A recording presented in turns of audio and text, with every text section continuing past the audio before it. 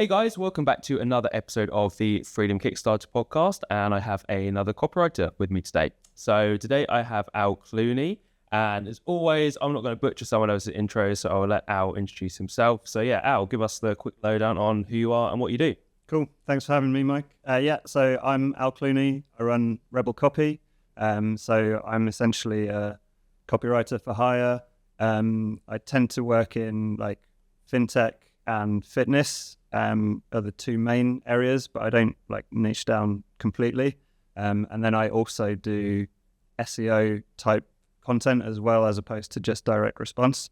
And I've been transitioned full time into copy and content about 5 years ago. So yeah, prior to that, I had like a whole different bunch of careers. Like it. Awesome.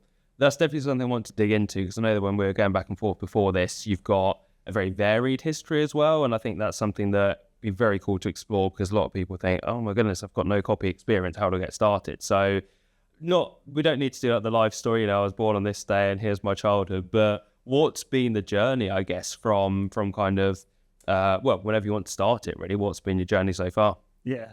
So I've been like a chronically indecisive person around like choosing a path and that kind of thing. So way back from school, not knowing what I wanted to do as a career and what I wanted to study and all those kind of things. So I've quite often chosen the easy option of like what's in front of me. So as a kid, we moved to Spain. I learned Spanish as a kid, so that was easy. So that was an easy thing to choose for subjects at school. And I did Spanish and linguistics as a degree at uni. And then I didn't know what to do after that, so I became a teacher.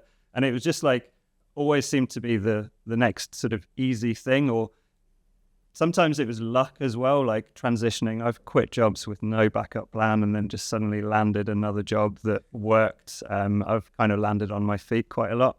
So, in my history, I've done teaching Spanish, teaching English, teacher recruitment, human resources, and then all along through the like almost my entire working life, I've always had like a side hustle of some kind. Way back from while I was a teacher trainer, I was working the doors at a nightclub, and then on a Thursday night and waking up early on a Friday morning and going into school absolutely knackered having worked the night before. So I've always had like a side hustle, and then that started really with a vengeance when I was doing English teaching plus human resources at an English school, not enjoying it, and then started dabbling in like online stuff on the side. So really the journey into copy wasn't even a smooth transition from like corporate job style thing to, I want to be a copywriter. I started off with, I did a bit of web development. I even tried for a short while unsuccessfully to be a coach, and then figured out through some of the projects that I was doing, I was lucky enough to get, that the parts of the online stuff that I was doing that I enjoyed the most was the writing, and then just built it up from there. So I didn't take any formal training in copywriting. I just kind of discovered that I was quite good at it, and then you can learn the details. I do think my background in sort of languages, language education, dealing with people, like if you're not very confident at a language, like for some parts of my career, I had to teach French, and I'm not that good at French. So standing in front of 30 11-year-olds that are also not at all interested in French and having to like get through a 40-minute lesson, like you figure out some techniques of how to like relate to people, even if they're like an 11-year-old scrote, basically. Just on that point, I think that's an interesting one, because I'll often say to people, so many jobs out there give you really good experience for copy. Hospitality, for one, I think is great, because even if you don't consciously know that you understand people, if you work with people all day, especially people who are experiencing quite big mood swings maybe, so in hospitality, they're either having the time of their lives, on the holiday of a lifetime, they're having fun with friends out for dinner, or they're shouting at you and complaining, you get to understand what makes people tick. Yeah. I found for me, personal training was a great thing as well, to bring me out of my shell, get me to understand motivations and that kind of stuff. So even though you had all that non-copy experience, do you feel that leading question. Do you feel that that was setting you up for a career where you're basically tapping into emotions and getting people to buy stuff? Yeah, for sure. Like so many jobs where you have face-to-face contact with people, whether that's, for me as a teacher, and I taught from kids to adults learning English as a second language. So, varied age range. But as you say, personal training, hospitality for sure. You learn how to read people and you figure out, things that you can say to help them get through something, even if that's not like on a deep level that you're trying to sort of be their therapist, but just like, how do we get through this interaction in a way that we don't end up feeling worse? Like I'm not a big guy, but I've worked as a bouncer. And like, if I can persuade like a 16-stone drunkard to get out without having to, physically force him out of a door, then, you figure ways out to communicate with people. And I do think that's a big thing. But I think people don't give themselves enough credit for knowing that they can do that. People hide behind being not very outgoing or whatever. And I'd put myself in that camp of like, I'm not a very outgoing person. Like I have quite a small select group of friends. Like I'm not, super spontaneous and the life and soul of the party. Like I'd rather be in bed by 9. But that's not a sort of a barrier to building a relationship with someone. And one of the things that I've always found when I do like client onboarding calls or just like consultations or, hey, shall we see if we can work together on this project? Like sort of interview type things. I always find it's really, really easy to find something that you have in common with someone. Like it's so easy if you just scratch the surface a little bit. Like you can find like, oh, I used to live near there, or I've got a friend that did that, or weirdly, I support the same baseball team as you, even though I live in a different country and we don't do baseball here. Like just anything can build that rapport. People are looking for differences between them and us, and like, it's so much easier to find things that are in common. And then once you've got that and you understand who you're working with, then it's not much of a stretch usually to their customers, because people in business often represent their customers quite well, even if they don't know it. And that's, one of the things that people say about, when you're writing copy is, if you're writing your own copy and you're, write to yourself because you 5 years ago is basically your customer or whatever, people don't always see that and aren't able to do it themselves. So when they hire a copywriter, if you can talk to someone and find out like, how did they start? Why did they set up their business? What makes their product special in any particular way? The way they tell it is probably quite close to the way the customer wants to hear it, unless it's like super technical, in which case they've like gone down the rabbit hole and know all of the terminology and their customer might not. But finding ways to talk to people, even though like I'll say to, it's quite openly like, I hate people. Like I'm not a people person, but when you're in that situation, you have to sit down and talk to someone, get to know them so that you can work with them. It's actually really easy. So did teaching give me that specifically? In my case, probably. HR as well, like you deal with people in difficult situations, break bad news to them sometimes. But as you said, so many other jobs do the same function, like teach you how to deal with people. I don't think it's that hard. Yeah, it's kind of emotional intelligence to a degree, I guess, in terms of probably twofold, like actually writing the copy, understanding people and being able to say, okay, here's why this audience might be worried about something, or here's why they might want this outcome beyond just the material things, the surface level. But then interesting you say about talking to potential clients as well, like finding that common ground.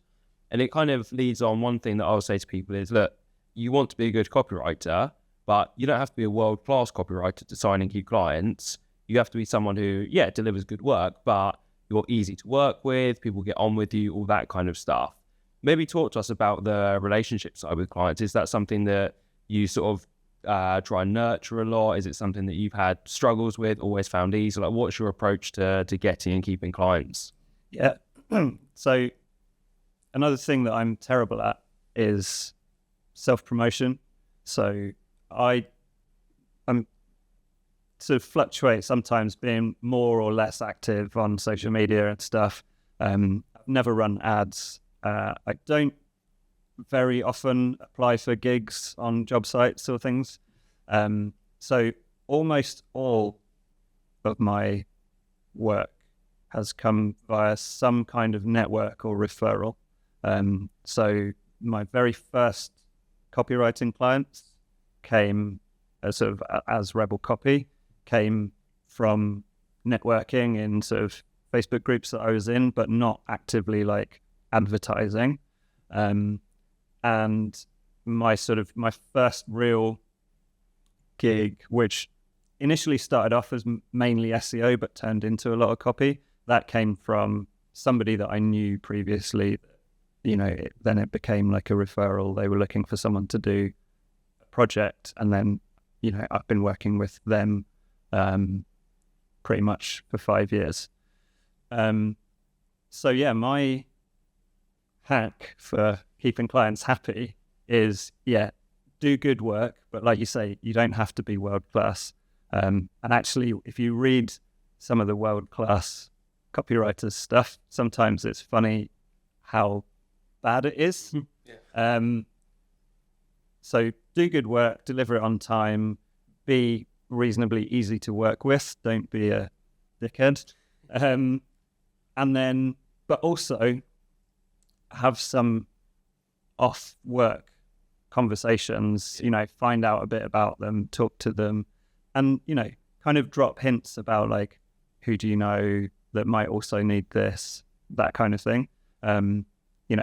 When you're asking for a testimonial, you can sometimes ask for a referral first, and sort of say, well, if you don't know anyone that you can refer me to, like, a testimonial would be almost as good, kind of thing. And then they feel like, that's the easy way out for them. So yeah, I think that's it. Like, keep in touch with clients even after the project's finished.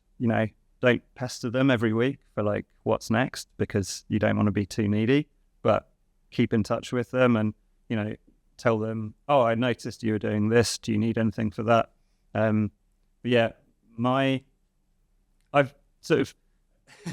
a post a while ago, like, about niching down, because lots of people, like, you focus on one specific area and then you become the go-to copywriter in that area. And I don't think that's bad advice. That might work for some people. It hasn't been the case for me. Like, I haven't chosen that path, and I also don't necessarily feel like I would want to exclusively work in one area. But I did end up in a situation at one point where my niche was like men about my age who had similar names. So I had a Dave and a David, and I had a Steve and two Stevens. And it was like, I would just work at it. And some of them shared the same surname initial as well. So like every time I made a note, it was like, write copy for DK is on my to-do list. And it's like, well, which DK is it? Because I've got two people with the same initials. So yeah, just keep those relationships. Like, it's easier to sell more to someone that's already buying from you than it is to find new clients and keep this sort of churn going. So be nice, be friendly, have those conversations about stuff outside of just copy, because you'll always find things that you can chat about. Like, if I was hitting you up for work, whether it was to work with you or for referrals, I'd be like, hey, Mike, I saw you ran this ultra, blah, blah, blah. Like, because I also occasionally run long distances. So it's like we've immediately got something in common, even apart from the fact that we live in the same city and we know the same kind of places. I think it's a big one, and it's something that I still trying to get better at, but I made a conscious effort this year just to check back in with ex-clients. As in, it could be a, hey, how you doing? It could be like some other day, her daughters are off to college in America, so I just said, well, it must be a big time for you, must be excited, and just how are things going? Another guy, hadn't worked in about 3 years, but he got hired a marketing agency, and I saw a sales page I'd done for him, and it's actually pretty good. So I sent a message and said, I actually really like that sales page. Like the fact that it does A, B, and C. Hope you're keeping well. If there's anything you need from me, let me know. Yeah. And that opened up another conversation. Now, that may lead to more work. It may not. he told me actually the sales page hadn't done as well as he was hoping to, and the marketing agency hadn't quite delivered. So part of me was like, that's interesting. Yeah. Not going to go and probe that a lot now, but he kind of knows that I'm top of mind. And actually, it's just nice to keep in touch with people, because there are very few clients that I've worked with who you said to me, you've got to go out for a drink with them. I'd say, no way, I don't want to do that. Like I say, it's about relationships. I think if you can do that, you also enjoy the work more as well. Like, I don't want to be waking up, checking my inbox thinking, oh, this person's sent me an email overnight and now I've got to reply to it. Yeah, absolutely. Work with good people and your work will be easier. Yeah. And that, I think that's a challenge for, we were talking about people getting into copy. It's a challenge at first because you can't be too picky sometimes about who you work with. Obviously, if there's huge red flags waving, then you need to say no. But once you've hit a certain level and you can swap out a better client and terminate a bad client, then that's the position you want to get into. And so, when it comes up to, like, if you're doing 3-month or 6-month contracts, or if you're doing project-based stuff that another project comes up, and if you don't actually want to work with that person anymore, and something else comes along, you can say, look, I just don't have capacity anymore. Yeah. And you can not renew it if you want to. Yeah, I'd agree with that 100%. Let's sort of go back a bit then and talk about the journey, again, to use that cliched word. So obviously, like you said, had a lot of different roles in kind of the more traditional working space and whatnot. There was that underlying entrepreneurial spirit, I guess, as well. So was it 2019 you got into copywriting, or 2019 was more SEO and the coaching stuff you tried? No, so I think I've probably been trying to get out of corporate for about 10 years. So probably about 2014 when I started dabbling in like web design, coaching and stuff like that. And then that was sort of probably quite half-hearted for 5 years or so, that it just, nothing seemed to be working. It was quite a struggle. There was, the day job was stressful. Around that time, had a child, so that like throws everything into the mix as well. And then 2019, I got sort of essentially an offer of what could effectively replace my income in one gig. So it was like a almost full-time contracting role for an American company. So that made me self-employed because of the whole tax situation. And that was primarily SEO, but I worked in, like, I was doing stuff to improve the copy of the like sales pages and pages, any page with a call to action. And I was working on those as well. So that was, 2019 when I started. Did the live coaching stuff come along with that as well, or was that? No, that was previously to when the website stuff wasn't really working.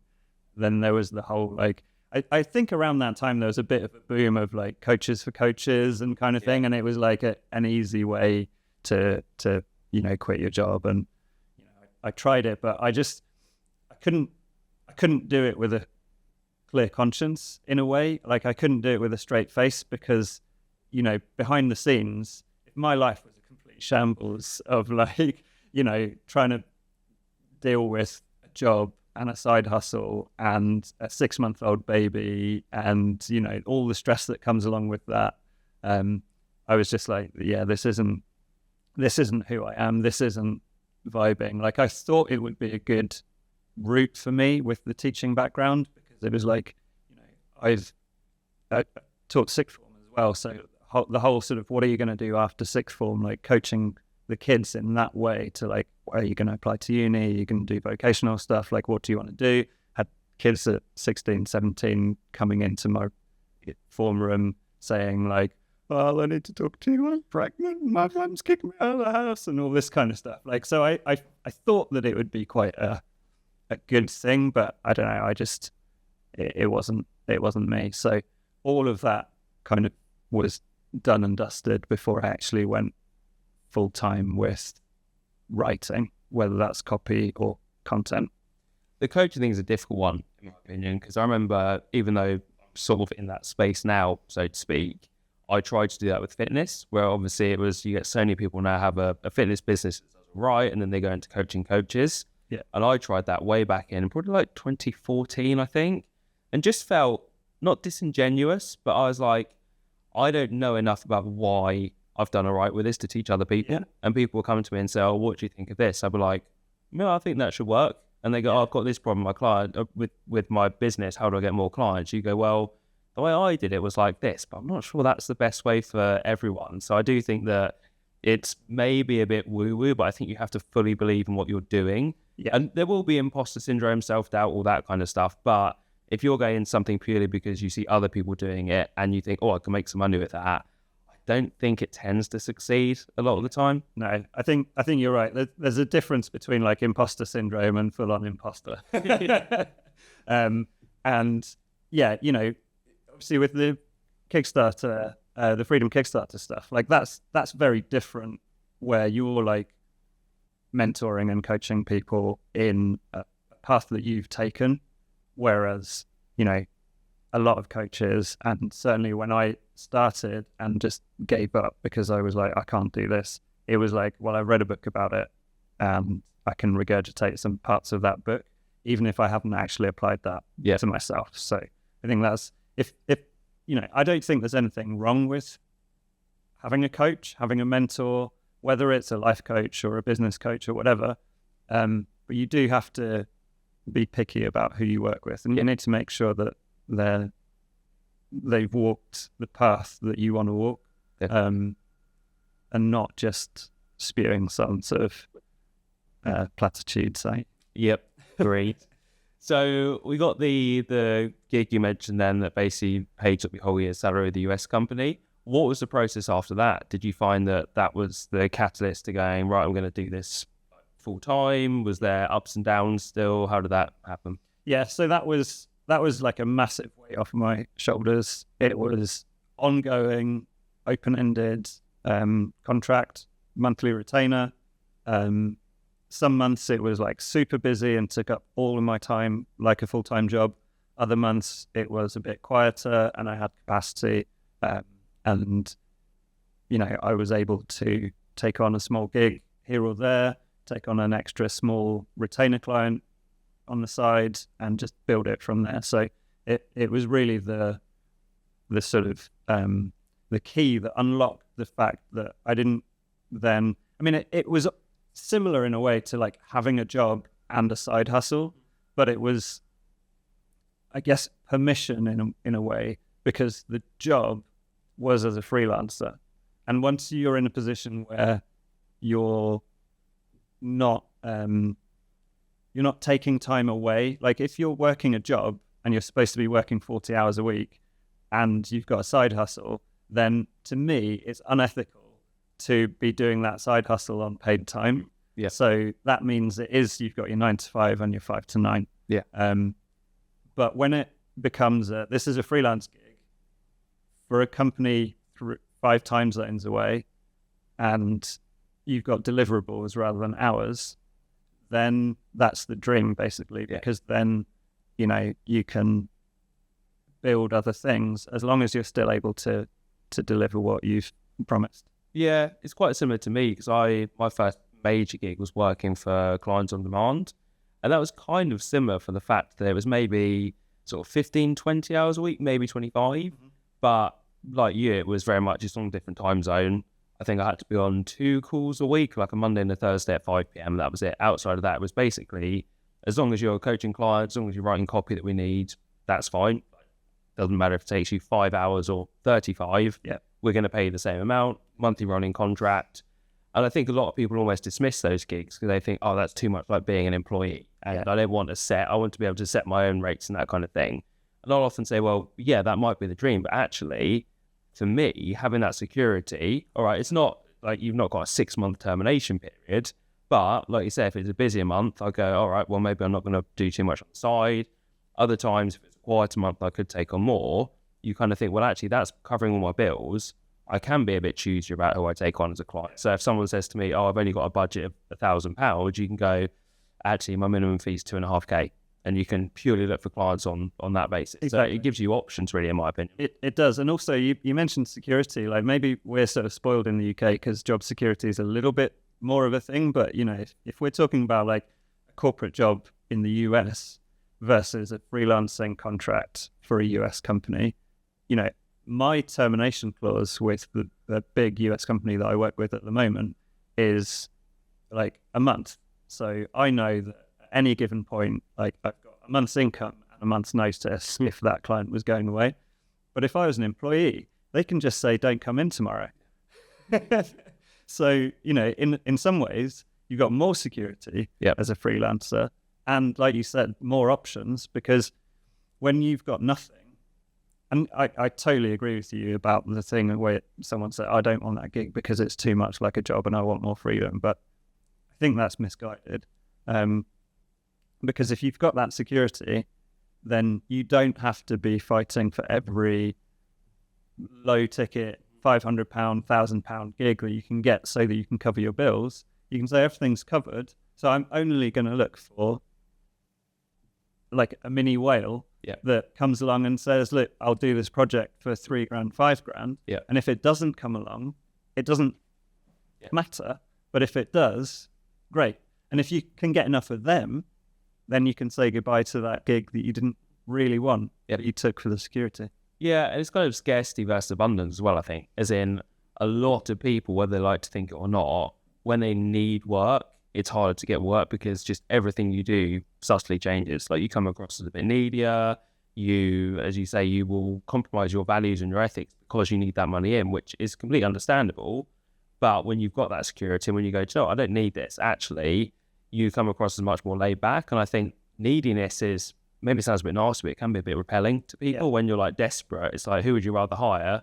The confident copywriter goes, here's what I can help you. If you want to work together, amazing. If not, totally fine. Versus the copywriter who's bugging you every single day. Oh, have you looked at that proposal yet? And what do you think? What do you think?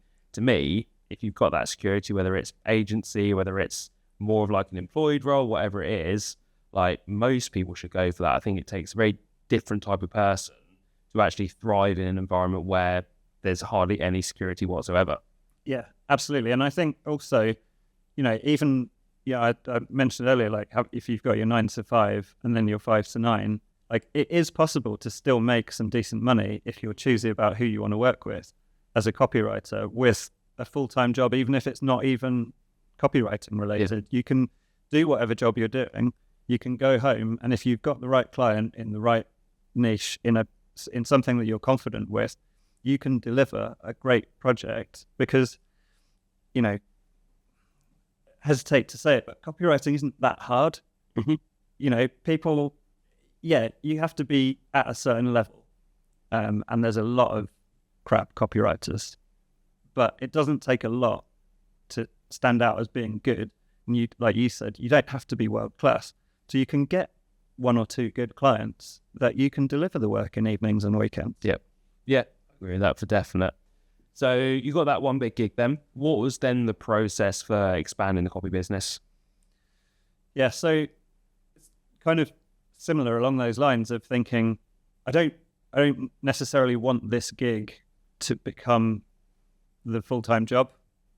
So I do want to explore other options, and whether that's just boosting the income, you know, got a family, got a mortgage, all that kind of stuff. But also that idea of like, well, if I got X number of clients at this retainer, then I wouldn't need that client. So I'd be able to sort of phase them out. So that was it really. So I started then more looking for more copy focused gigs, because like I said, that was SEO plus copy. And SEO is kind of like, I still do SEO, and I'll still do it for retainer clients. If they need a certain number of articles per month, then we can do that, because it's quite geekily interesting and stuff, but it's very different from DR.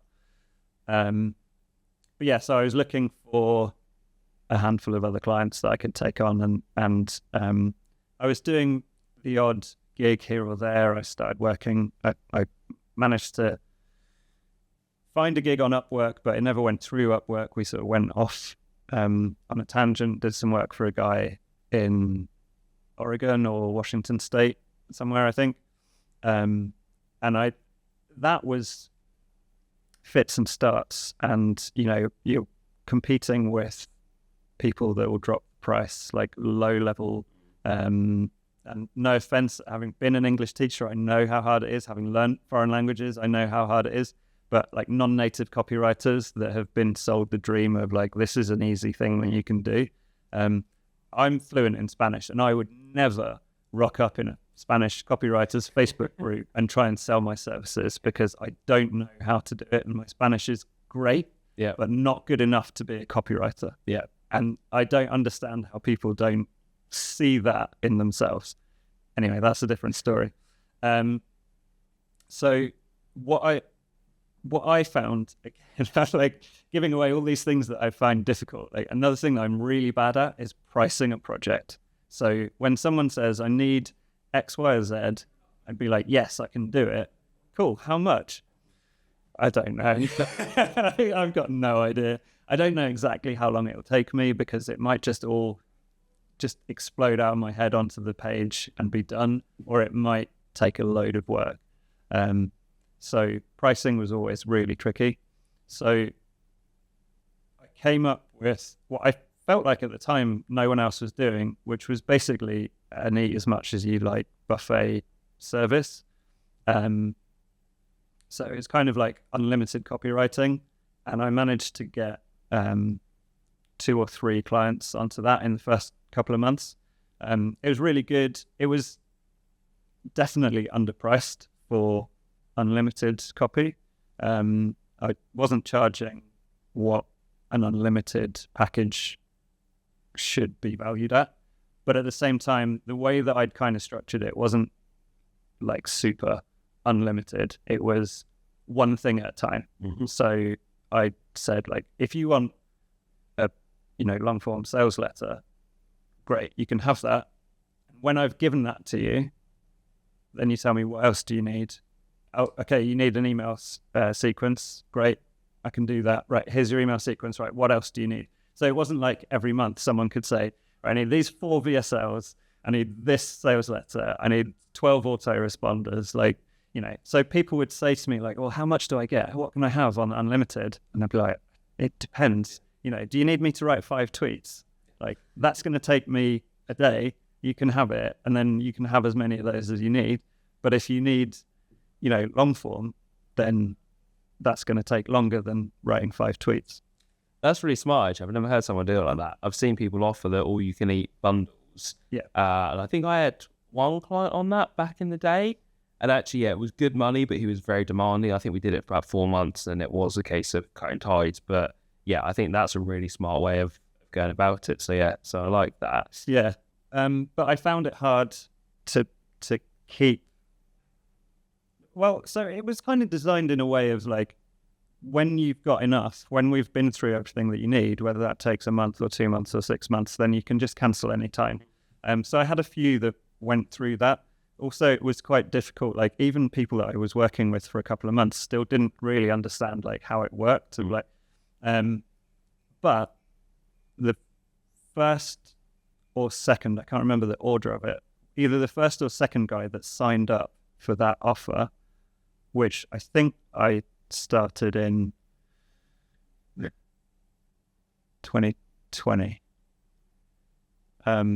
He's still paying me every month. Nice. And we've stepped away from unlimited to a more structured. We've figured out that this is what you need every single month, and you get that, and that, and you get me on consulting. Like, if you've got a question, if you've got a problem, if you've got a sales page that you want some feedback on, then I'll do that as well. So it's evolved a little bit, but it kind of goes to show that getting someone on board with something and then keeping them happy can turn into, like, I mean, if you extrapolate that he's been paying me monthly for 3 years or 4 years now, then that adds up to a lot over time. And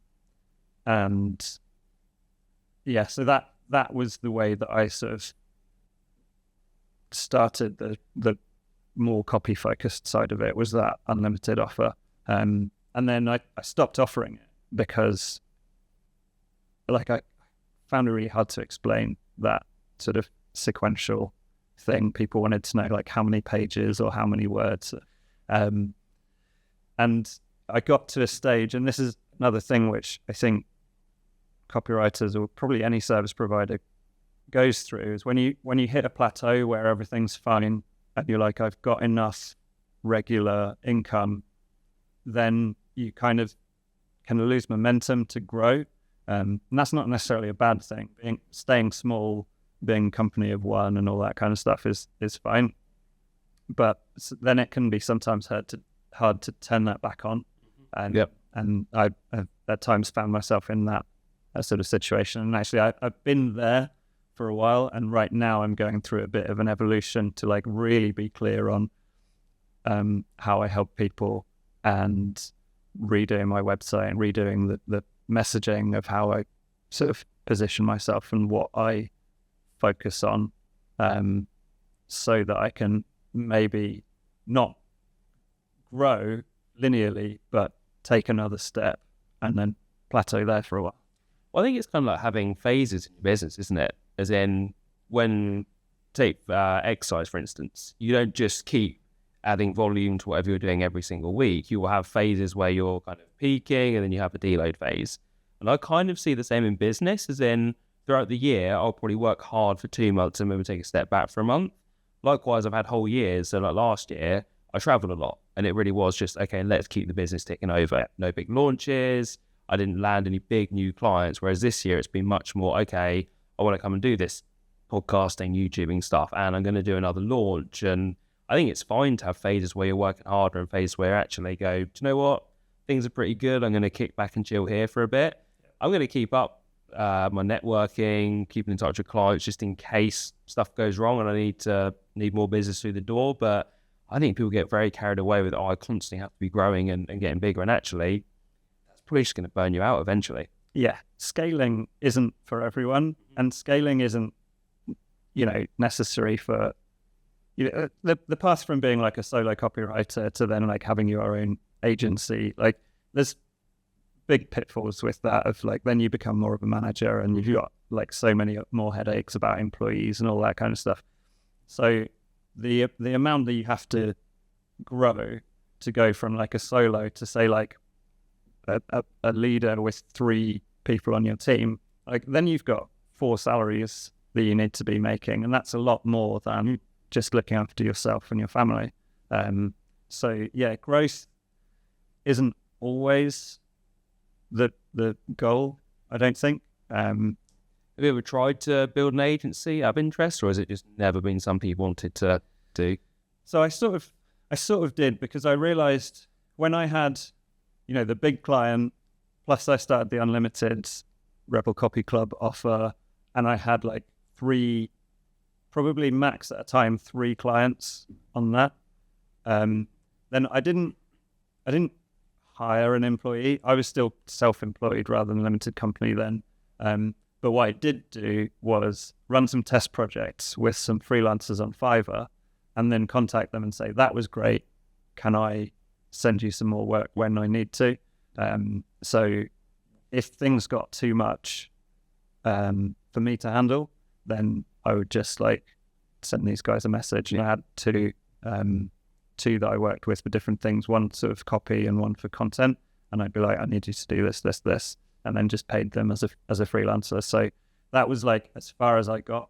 But the juice wasn't worth the squeeze even at that stage. And yeah, I don't think I would want to have employees, not at the moment anyway. No, it's never been something that I was similar. I dabbled and I had someone for a bit, but it was hard to make it work for the margins as well, as in the amount of work that I was still having to do for it. Plus you start doing the stuff you don't really want to do, like the middle management stuff. I have no issue going out and getting clients, but my role became much more get clients, communicate with clients, and I wasn't writing much copy, which is actually what I enjoy doing. You say to me, what's your favorite part of your job? It's getting my laptop, sitting down in a coffee shop, writing emails. That went from being 80% of my business to 20%. And all of a sudden you go, maybe make like an extra £1,000 a month which you're then getting taxed on, Yeah. and you're doing stuff you don't really like, yeah, there's the argument that you could push through that, scale it, all of a sudden you're making an extra 15, 20 grand a month and it is worth it. I just thought, I'm not that fussed, to be honest. It doesn't appeal to me. So yeah, and you're taking on a lot of the stress for the well-being of the people that are working for you. And even if that's a freelancer, if they come to depend on your income, then when you can no longer do that for them, then that's like you feel responsible for them paying their rent or whatever. And to a small extent, I did feel that because I did get to the point where it was easier for me to pay these guys essentially a bit of a retainer for a few months. But after a few months, when, for example, like after a couple of months, not having something to give them to do was like, well, why am I paying this guy to not do anything for me? So like when you have to then say, look, I don't have any work for you anymore, it like really gave me flashbacks of my HR days, because it was like getting rid of someone is not a happy experience for either side. no. So yeah, I didn't really enjoy that. So yeah, I don't want to. I know some people that are doing really well with it, with small agency stuff, but that's great. There's room in this pond for everybody. Yeah. And if that's the way that you want to do it, then if you make it work, if it works for you, one that I know particularly, like in her business, it's her and her husband and her sister, maybe one other, which is a different dynamic to you plus 2 or 3 random employees. So yeah, I hear you. In terms of niching then, so finance and fintech is quite an interesting combo. How did that come about? Yeah. So really it's just what fell into my lap, basically. The primary catalyst gig that I got that got me out of corporate is finance related. That sort of morphed into more of a fintech product than just finance related stuff. And then when I did the unlimited offer, and I said that, the guy that was one of the first customers that I still work with, he's in the fitness space, and he actually has a mentorship and things. So he's a gym owner, but he also has, like you were saying, like he also has a mentorship for other gym owners, help them grow their businesses. That they have a service where they run ads for people. So I got into the fitness space as well. And then that's just what I've been doing sort of the longest. I wouldn't necessarily say that I'm particularly an expert in either area. I wouldn't go out of my way to only find fintech or fitness clients, although I enjoy that area. But I've got a guy that I've worked with for a similar amount of time. He's a one-man band and he sells antiques. I've worked with a client that sells like nail art, nail polish, nail gels. It's funny what you can turn your hand to when you have to research stuff. And again, like I said before, like it's not that hard to learn. You don't have to be an expert in something to be able to write copy in it. Sometimes it's better if you're not, because you don't get bogged down in jargon as much. What else? Trading. So that's fintech, finance. Outdoor gear. I've written for outdoor gear, like a camping. Like they really only had one product, which is when you go camping and you have like a massive quilted blanket thing. Yep.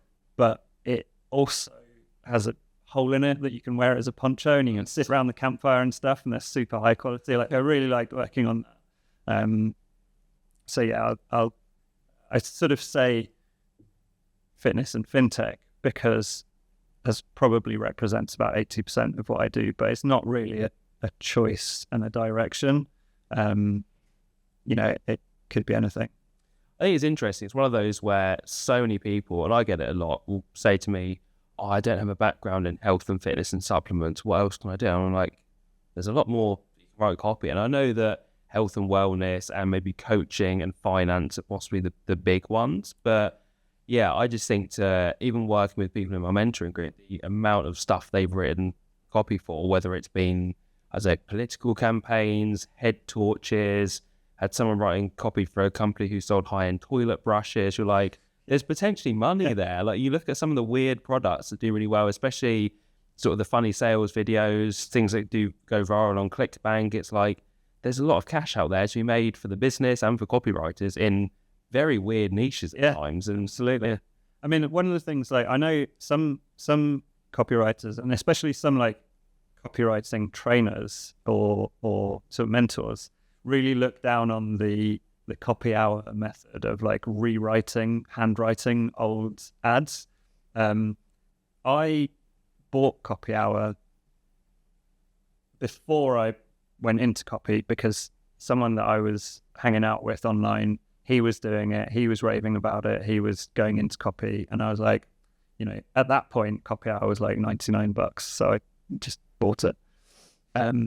Never actually been through it all the way, but I dabble in it sometimes, and it's nice it's basically a big swipe file. Yeah. And even if the handwriting part of it isn't valuable, you're still sitting down and reading copy every day, and there's value in that. Yeah. But it ties into what I was saying earlier about like some of the greats. You read the stuff and you're like, "Oh, that's pretty crap." Yeah. But it also ties in with one of the things that I looked at recently was the copy for a product called Poopery. Yep. That funny sales video is hilarious, and it's like, yeah, you can literally write copy for anything. Sometimes I'll just write a sales letter for something that I've made up, and last week I was just messing about, had some free time, and I started writing some notes for like, I made this acronym NAPS, and it's basically like selling the benefits of taking a nap. And like, if you don't have something, you can make something up, the neuro something psychology system of taking a nap and the benefits, and it only takes 20 minutes and blah, blah, blah. Like, you can sell anything. Yeah, I'm massive on just exposing yourself to good copy. As in, you can read a lot of books and that's great, but if you don't have some sort of swipe file where you're getting emails in, and if you're not opening those emails, reading them, clicking on the links and consuming the VSL, the sales letter, like, what are you doing, basically? I'm all for writing stuff as well. I think that's huge, but that's why I used to be one of those people who did not copy out, and then I thought, actually, it's such a simple way to do it. The only tweak I'd make is say, then after you've handwritten it out, maybe write your own version as an extra skill. I think if you do that, 6 months of doing that every day, you're going to be a fairly decent copywriter. Yeah, because you can absorb stuff and you can read stuff. And like you say, if you have a swipe file, you get these emails from people that either in the niches that you're working in or people that you look up to and respect in the sort of marketing world. You get both sides of it, because you get the emails and you go, that's great. I can make a note of why, and you can click through and you can see which ones did I click through because I'm curious to find out where it goes. Which ones did I click through because I was compelled to click through? But you can also look at the other side and go, well, that's pretty crap. Yeah. Like, what would I have done differently? And how would you have sold it? And yeah, I was in a training subscription thing with a swipe file and a Discord server and all that kind of stuff. And getting so many of their emails after a while, I was like, yeah, I'm out because I'm not seeing the value. Like, there's no follow through. There's a little bit of like, I've seen behind the scenes, and like, I don't get this. I don't like it. It's not for me, like the way they're doing things. And you can experience that side of it, and that's where you can draw your own lines of like, well, am I going to do this kind of technique or not? One of the examples that I give sometimes is when I was purely focused on SEO at the very beginning. Like, I had SEO software and it ran locally on my computer, and it was really slowing my computer down. I was looking for an alternative that was cloud-based. And I went on, like a fact-finding mission to try and figure out which software to get. And I landed on one, and it had a special offer running, and the offer ended. And when I clicked on the page, it was like, an hour and 53 minutes. The countdown timer was going, and I was like, oh, it's a really good deal. It's lunchtime. I'm going to have lunch, and then I've got 2 hours, basically. I'll make up my mind. And then because I was working with different clients, like I'd have different Google profiles open, like one for my stuff, one for this client where I'm logged into their Google Drive and stuff like that. And then when I went back to look at it, I'd obviously gone in on a different Google profile, clicked, searched for it, went on it, and it had a 1 hour 53. And I was like, that's a really specific number. I was like, I see what's going on here, and I don't like that. The funny thing is, I still ended up buying it, but I realized like that's a crappy tactic when all of the other benefits that service has far outweighed the need for a ridiculous specific, like 1 hour 53, to make it look like it's not 2 hours or 5 hours or 1 hour, like to make it a random number. I was like, yeah, I'm not doing that. So I don't do false scarcity. That's one of my red lines. So like false scarcity is not something that if you want that in your copy, can we put a countdown timer on it? I think that's a really example of where markets are changing a bit, and a lot of the old school stuff just doesn't work anymore, because markets are getting cleverer and more sophisticated, more aware. And that's not to say that it was ever the right thing to do to use full scarcity, but you could get away with it if you wanted to use it. Now, I don't think we are. Like, it's why I don't think people, well, anyone with half a brain, if they've got a pre-recorded webinar, they don't try to pretend it's live anymore, because so many people now know. And they're like, okay, we're not going to lie to people, which is good because it means the audience get a more honest experience. But it's interesting how those kinds of things are seeming to go a bit, really. So. Yeah, and that pre-recorded webinar thing is massive. Like I got reminded a couple of weeks ago of like a name of a guru, and I was like, I totally wiped that name from my memory, because my first experience with them was join my live webinar. It starts in, whatever time, like your local time, 3 p.m. and joining it and immediately realizing like this isn't live. Yep. And being like, screw you. Yeah. Yep. 100%. Yeah. You've only got one reputation. It's quite easy to blow it. So the other thing I wanted to talk about a bit was your transition from sort of sole trader, I guess, to limited company. So how did that come about, and what was the reason for it? Yeah.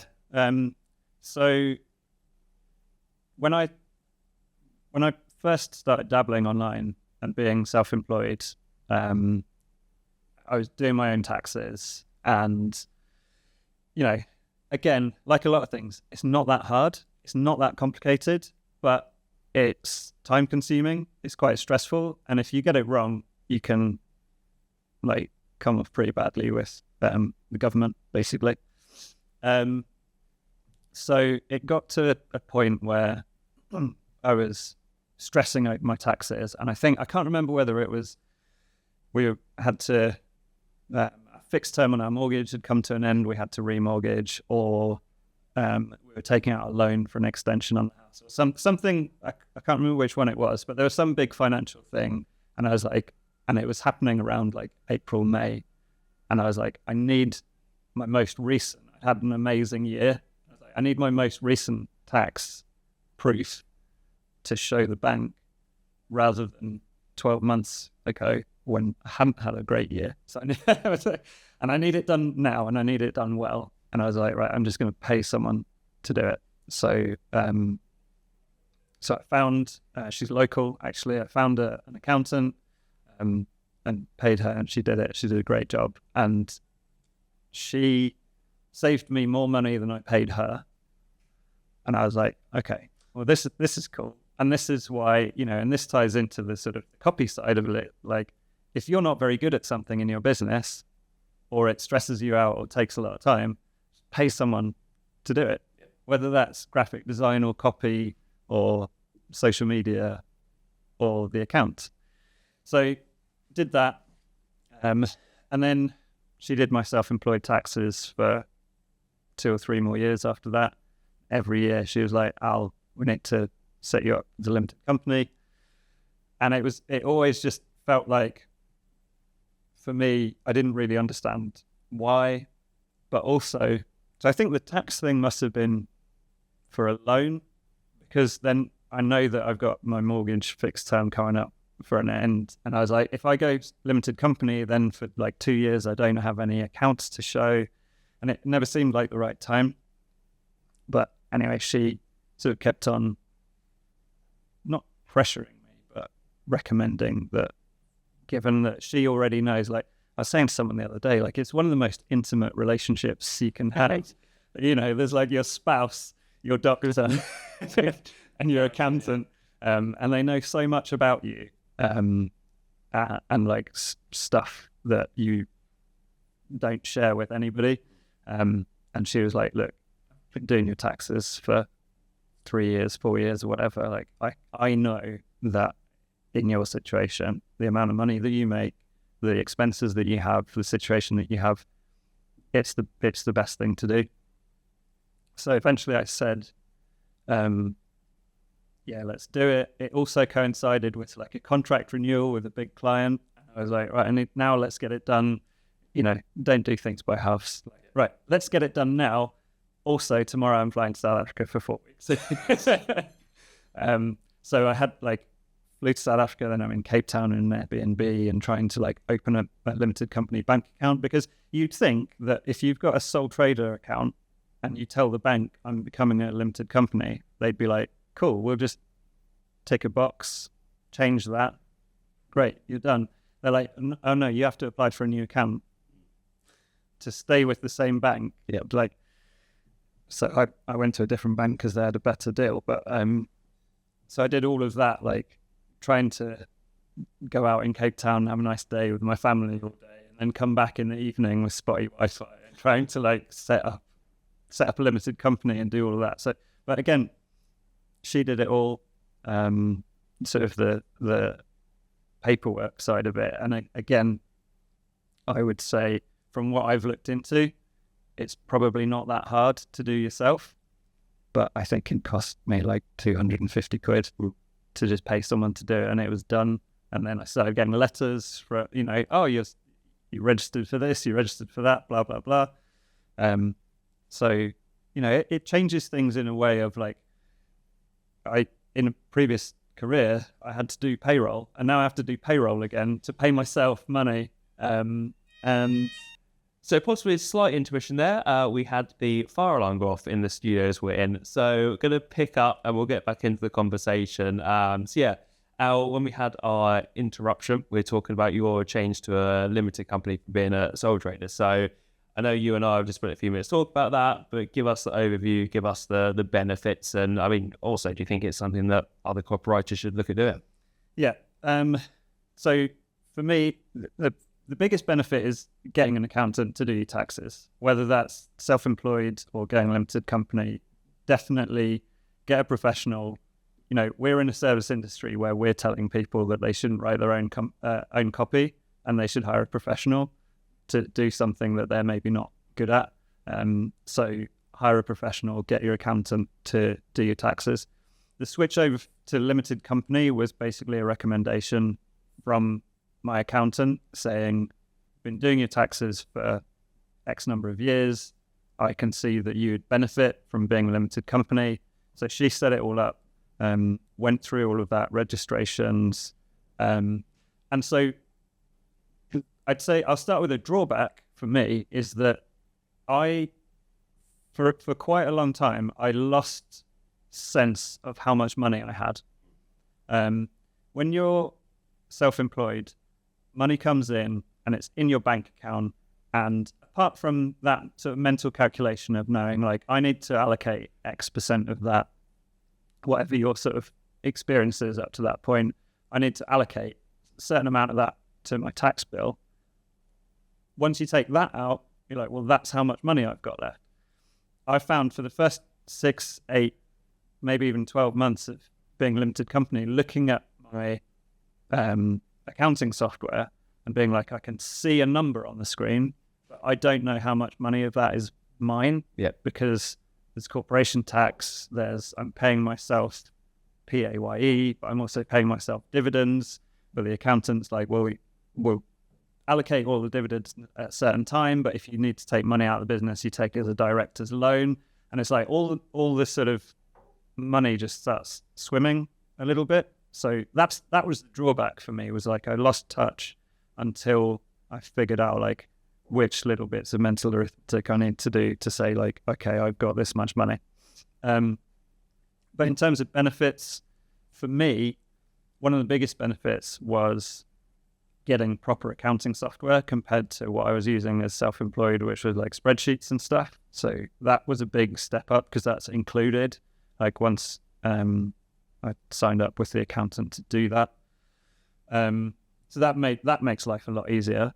And then the other benefit essentially is financial, where you can pay yourself pre-tax a certain amount of money, and then dividends are taxed differently from normal income. So essentially you can allocate some of your money, and this is not financial advice, but you can essentially allocate money in different ways to reduce your tax burden, but still pay, like for us, it's important in the UK. So we need to keep contributing to national insurance so that we don't lose those benefits that we get from being in that system.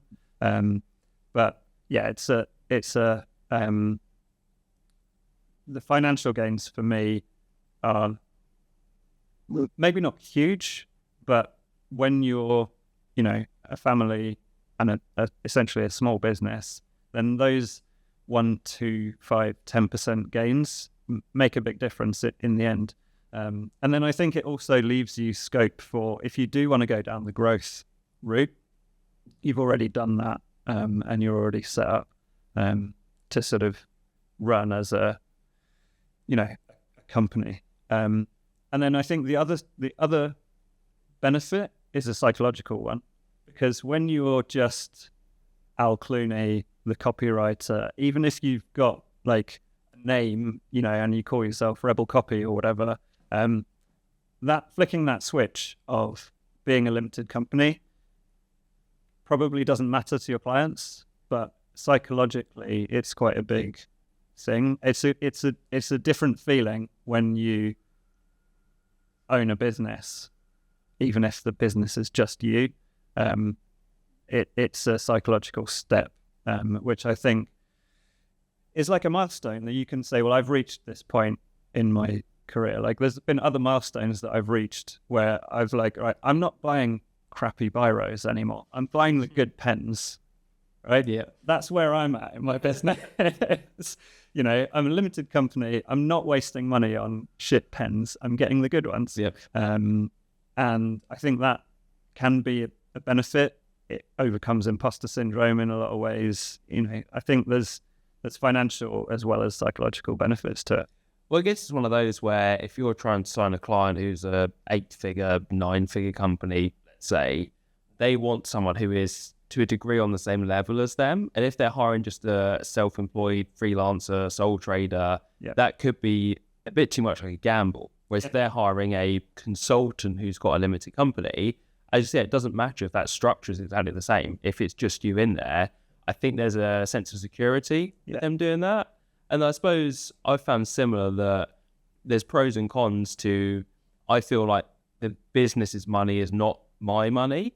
And sometimes that's a drawback, but other times I'm like, well, so for example, next month I'm going to a seminar in Austin. Now, I'd probably go to that regardless, but I didn't have to think about that at all because I'm like, well, the business pays for that. The business will pay for the ticket and the flight and the hotel. So that's not coming away from Mike Samuels, that's coming away from Mike Samuels Copywriting Limited. And the business can afford that. And it's just a psychological switch you make where you're not more relaxed about finances per se, but I've found I've been much more willing to invest knowing that actually it's the business paying for it, not me. Yeah, that's true. And I'm actually in a similar, like I've got a meeting to go to overseas as well. And yeah, I would have gone to it anyway, but it makes it so much cleaner to be able to just say, there's money in the bank account, and it's a deductible basically. So it's not costing me, even though it's costing overall, one, it's not costing me as much, because if I was paying it after tax versus paying it pre-tax, but yeah, it opens those doors, and yeah, there's a sort of that, as you say, when a bigger company is hiring, that maybe they don't want to hire a freelance self-employed person, but they'll make it, contract a limited company.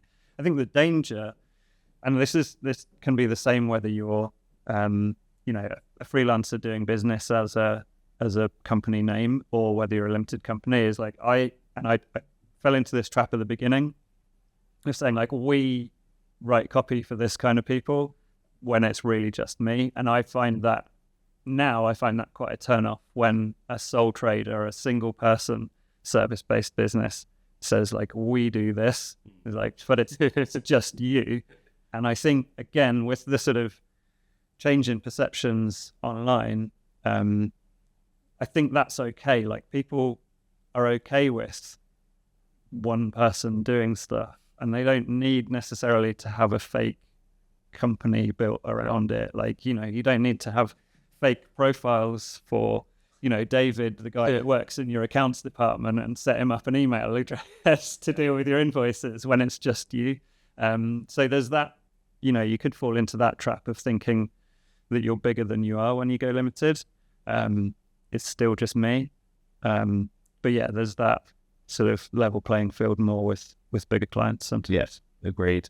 So in that frame of mind, then what's next for the copy career in the business? So next is refining the way that I message about what I do. So I've been quite clear with who Rebel Copy is, why Rebel Copy is called Rebel Copy, and that kind of thing. But I've never really had a clear message to clients as to like, if you come to my website, here's what I can do for you, and here are your options and things like that. It's always been very much, yes, we can probably do that. Let's talk about it. And sort of everything's been very bespoke, which is a good thing, but there's never like a clear, here's the offer. And what I've been working on recently, and what I'm working on in the upcoming days and weeks, is to relaunch my website with the new updated domain, updated design, updated messaging of like who I work with, what I do for them, how I do that.